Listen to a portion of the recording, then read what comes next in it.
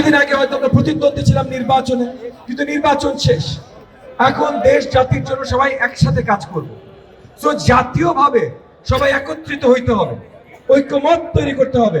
তো আজকে ইতিমধ্যে দেখেন 4 জন ক্যান্ডিডেট, গত নির্বাচনে যে 9 জন 10 জন ক্যান্ডিডেট ছিল আমাদের এলাকায়, 10 এর মধ্যে 4 জন ইতিমধ্যে এখানে প্রস্তুত, এখানে দাঁড়ানো।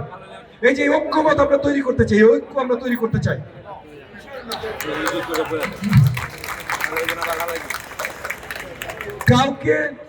কাউকে বাদ দিয়ে আমরা কাজ করতে চাই না, কাউকে পিছে ফেলে, কাউকে সাইডে ফেলে আমরা কাজ করতে চাই না।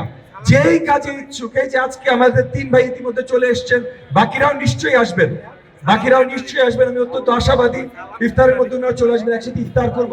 কিন্তু এই যে ঐক্যের রাজনীতি, জাতীয় ঐক্য তৈরি প্রত্যেকটা জায়গায়, আমাদের মাননীয় প্রধানমন্ত্রী জনাব তারেক রহমান সব জায়গায় ঐক্যের ডাক দিয়েছেন।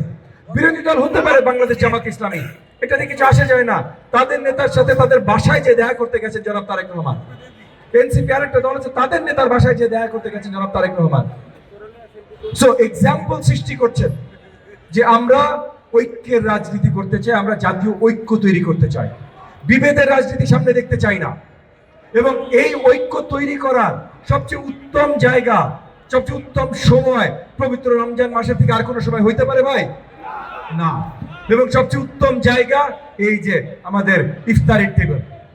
সো আমরা ঐক্য তৈরি করছি, জাতীয় ঐক্যের মাধ্যমে সামনের বাংলাদেশ আমরা গড়ব। বিকাশ পেমেন্টে 10,000 টাকার বেশি অফার, শপিং চলছে তো।